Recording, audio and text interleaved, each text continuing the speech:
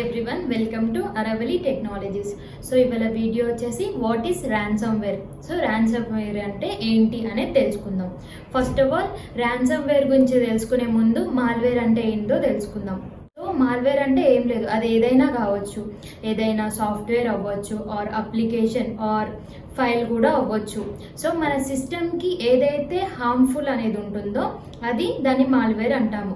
So ransomware అనేది కూడా, so malware ఏం చేస్తుంది, మన సిస్టమ్ని మనం యాక్సెస్ చేయకుండా స్టాప్ చేస్తుంది.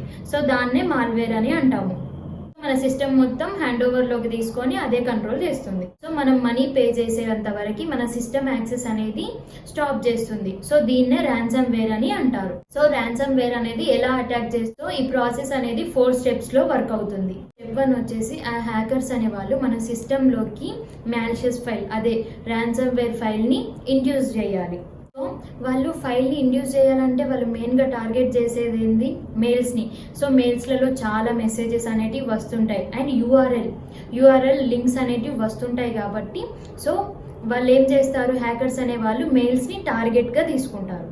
ఏం చేస్తారు, మనకి మెయిల్లో ఒక నార్మల్గా ఒక మెసేజ్ పెడతారు, మెసేజ్ పెట్టి ఒక యూఆర్ఎల్ అనేది ప్రొవైడ్ చేస్తారు. వీళ్ళు ఏం చేస్తారు, మెయిల్స్ని చాలా అట్రాక్టివ్గా చేస్తారు. సో మనం ఏం చేస్తాము, నార్మల్గా మెయిల్స్లలో ఏవైనా కానీ ఇట్లా రివార్డ్స్, క్లైమ్ యువర్ రివార్డ్స్ అన్నప్పుడు మనం నార్మల్గా ఈజీగానే ఆ లింక్ అనేది క్లిక్ చేస్తాము. సో ఆ లింక్ అయితే మనం ఆ యూఆర్ఎల్ ఎప్పుడైతే ఆ లింక్ని క్లిక్ చేస్తామో వాళ్ళ ప్రాసెస్ని స్టార్ట్ చేస్తారు. లింక్ అనేది క్లిక్ అయిన వెంటనే వాళ్ళ ప్రాసెస్ అనేది స్టార్ట్ అయిపోతుంది. ఇలాంటి మెయిల్స్ని మనం ఏమంటాము, ఫిషింగ్ మెయిల్స్ అని అంటాము.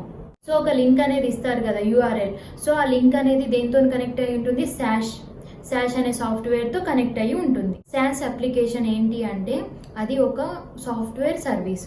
సో ఈ సర్వీస్ ఏంటి అంటే మనకి గూగుల్లో చాలా యాప్స్ అనేటివి ఉంటాయి, విచ్ ఆర్ పెయిడ్ యాప్స్ అనేటివి చాలా ఉంటాయి. శాష్ సాఫ్ట్వేర్ సర్వీస్ ఏం చేస్తుంది, ఆ యాప్స్ని కొనుక్కొని థర్డ్ పార్టీలో పోస్ట్ చేస్తుంది. పోస్ట్ చేసి ఆ యాప్స్ ద్వారా మనకి సాఫ్ట్వేర్ని ప్రొవైడ్ చేస్తుంది. దీన్ని శాష్ అప్లికేషన్ అంటారు. సో శాష్ అప్లికేషన్తో మనం కనెక్ట్ అయి ఉంటాం కాబట్టి వాళ్ళ లింక్ అనేది మనకి ఎలా అనిపిస్తుంది, చాలా జెన్యున్గా అనిపిస్తుంది. సో స్టెప్ 2లో ఏమవుతుంది, వాళ్ళు ప్రొవైడ్ చేసిన లింక్ అనేది మనం క్లిక్ చేసినప్పుడు న్యూ ట్యాబ్ అనేది ఓపెన్ అవుతుంది. ఓపెన్ అయ్యి న్యూ పేజ్కి రీడైరెక్ట్ అవుతుంది. రీడైరెక్ట్ అయ్యే టైం 2-3 seconds అనేది పడుతుంది. 2-3 seconds ఆఫ్ టైంలో ఏం జరుగుతుంది, వెబ్ సర్వర్ అనేది ఒక హోస్టింగ్ ఎక్స్ప్లాయిట్ కిట్కి కనెక్ట్ అయ్యి ఉంటుంది. ఎక్స్ప్లాయిట్ కిట్ ఏం చేస్తుంది, ఎక్కడెక్కడైతే అటాక్ చేయడానికి పాసిబిలిటీస్ ఉన్నాయో, ఎక్కడ వల్నరబిలిటీస్ ఉన్నాయో అని తెలుసుకొని వెబ్సైట్కి ఇన్ఫార్మ్ చేస్తుంది. ఎప్పుడైతే ఆ వెబ్సైట్కి ఇన్ఫర్మేషన్ అనేది రీచ్ అవుతుందో స్టెప్ 3 ప్రాసెస్ అనేది స్టార్ట్ అవుతుంది. సో స్టెప్ 3లో ఏమవుతుంది, మనకి ఎక్కడైతే పాసిబిలిటీస్, అటాక్ చేయడానికి పాసిబిలిటీస్ ఉన్నాయో తెలుసుకున్న తర్వాత ఆ వెబ్సైట్ ఏం చేస్తుంది, మన సిస్టంలో ఒక చిన్న ఫైల్ అనేది డౌన్లోడ్ చేస్తుంది. మళ్ళీ ఏమంటాం, మాలిషియస్ ఎక్స్క్యూ ఫైల్ అని అంటాం. దాన్నే ర్యాన్సమ్వేర్ అంటారు. ర్యాన్సమ్వేర్ ఫైల్ అనేది డౌన్లోడ్ అయిపోయాక మనం చేయడానికి ఏమీ ఉండదు, అన్నీ అదే ఇన్స్టాల్ చేసుకుంటుంది. కొన్ని వైరస్ ప్రోగ్రామ్స్ అనేటివి, విండోస్ డిఫెండర్ వాటికి పర్మిషన్ ఇవ్వడానికి సో యాక్సెస్ చేయొద్దు అన్నట్లు. ఇప్పుడు మనల్ని అడుగుతుంది, యాంటీవైరస్ అనేది వాడకపోతే అన్నీ డైరెక్ట్గా అదే ఇన్స్టాల్ చేసుకుంటుంది, మనకి ఎలాంటి పర్మిషన్స్ అనేటిది అడగదు, దానికి నచ్చినట్లు చేసుకుంటుంది. స్టెప్ 4లో ఏమవుతుంది, ఆ ఫైల్ అనేది ఇన్స్టాల్ అయిపోయింది, డౌన్లోడ్ అయిపోయింది కాబట్టి సో మన సిస్టంలో ఏం ఫైల్స్ ఉన్నాయి, ఎన్ని ఫైల్స్ ఉన్నాయి, సో మన సిస్టంలో డేటా ఏంటిది అనేది అన్నీ తెలుసుకుంటుంది. అన్నీ తెలుసుకొని ఎవరైతే హ్యాకర్ ఉన్నారో హ్యాకర్కి హ్యాండ్ ఓవర్. హ్యాకర్ ఏం చేస్తాడు, మన సిస్టమ్ని మొత్తం ఎన్క్రిప్ట్ చేసేస్తాడు. సో ఎన్క్రిప్ట్ అంటే ఏంటి, మన సిస్టమ్కి మొత్తం లాక్ పెట్టేస్తాడు. ఆ లాక్ పాస్వర్డ్ అనేది ఓన్లీ హ్యాకర్కి మాత్రమే తెలుస్తుంది. సో అప్పటి నుండి ఏమవుతుంది, హ్యాకర్ ఏం చేస్తాడు, మీ సిస్టమ్కి లాక్ ప్రొవైడ్ చేస్తున్నాను, సో నేను ఎంత మనీ అడుగుతానో అంత మనీ అనేది పే చేస్తేనే మీ సిస్టమ్ అనేది మీకు ఇస్తాను అని మనీ అనేది డిమాండ్ చేస్తాడు.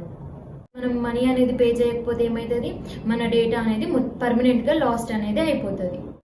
సో వీళ్ళు నార్మల్గా ఎంత అమౌంట్ పే చేయమంటారు, $300 కానీ $400 కానీ డిమాండ్ చేస్తారు. అంటే మనకి నార్మల్గా కాల్ చేస్తారు, కాల్ చేసి $300 అన్న $400 అన్న పే చేయండి, మీ సిస్టమ్ అనేది మీ డేటా అనేది మీకు యాక్సెస్ ఇస్తాము అని చెప్తారు. మీరు వితిన్ 24 hours-లోనే $300 to $400 అనేది పే చేయాలి అంటారు. ఇఫ్ మనం 24 hours-లో పే చేయకపోతే వాళ్ళు ఏం చేస్తారు, ఆ $300-400 డబుల్ చేస్తారు. డబుల్ ఇంపోర్ట్ అవుతే మనం ఆ మనీ పే చేసి మన ఫైల్స్ని మనం బ్యాక్ తీసుకోవచ్చు. ఫైల్స్ అనేటివి మనకి ఇంపార్టెంట్ కానప్పుడు మనం ఆ మనీ పే చేయాల్సిన అవసరం లేదు. మన ఫైల్స్ అనేటివి పర్మనెంట్గా లాస్ట్ అయిపోతాయి. సో ఇట్లానే ర్యాన్సమ్ వేర్ అనేది చేస్తారు.